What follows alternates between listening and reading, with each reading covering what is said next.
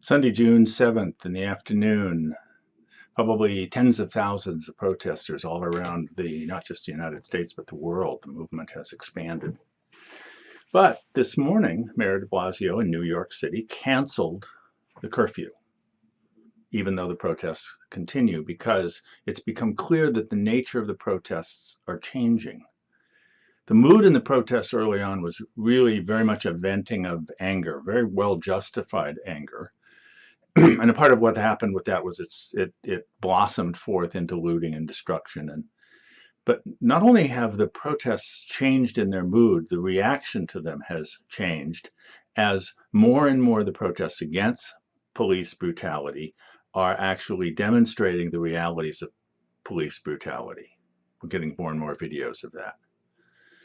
And so the police and the people are talking in a way that they haven't before, and the people on the streets, the people who are concerned about systemic racism, are getting more and more of a sense of the world joining them and coming to see the world the way they have experienced the world for so long. And so there's a kind of transformation going on. And a part of the consequence of that is that the protests are becoming less and less an angry mob and more a celebration, a dancing in the street of people coming together around sometimes rather disparate issues, but in a way that has folks feeling like, hey, everybody around me has got my back. And it begins to feel more and more safe to be on the streets. We got a long way to go. Don't get me wrong about that. But there is a transformation that is happening that is leading to that celebration. The transformation is in part, I hope, a transformation from seeing this as a problem of a few bad cops. Yeah, there are a few bad cops, and there's a lot of really great cops. The problem is not the bad cops. The problem is that even though we know we've got bad cops, the system has not been able to identify them and root them out and to create mechanisms of accountability. And because there are not mechanisms of accountability, there is not public trust in the police as being a source of safety. We've got to change that.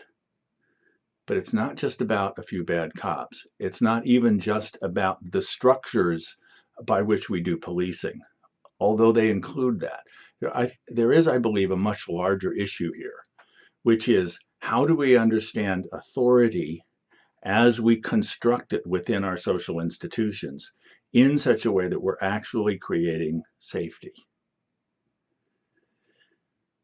Why do we have authorities that are telling us what to do? The authorities that work are the ones that we've claimed as these are the sources that actually create safety for us.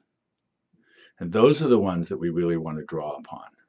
So we want to be able to notice there's a part of us that says, hey, if somebody's going to be in charge and tell me what to do, it's going to make things safe, then I want somebody to be in charge here. Somebody's got to make this work. No. Nobody's going to be able to make it work except all of us together making it work. The transformation is going to happen because we come to see that we have the authority and the responsibility to become accountable, mutually accountable with each other in such a way that we create the safety for each of us and for all of us. That's really the only way this is going to work. Hope you're having a great Sunday. I'll see you tomorrow.